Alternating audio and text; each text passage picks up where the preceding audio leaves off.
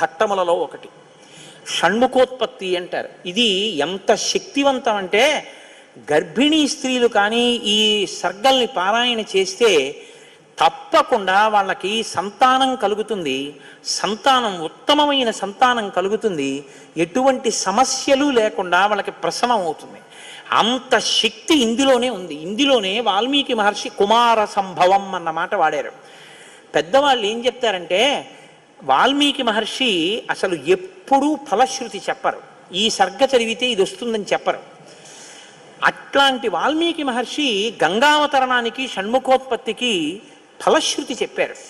అత్యంత శక్తివంతమైన ఘట్టాలలో షణ్ముఖోత్పత్తి ఒకటి. ఇది విన్నవాళ్ళు సుబ్రహ్మణ్య లోకాన్నే పొందుతారు అంటారు. అంత శక్తివంతం. ఇందులో కుమార సంభవం అన్న మాట వాల్మీకి మహర్షి వాడారు. దీన్నే కాళిదాస్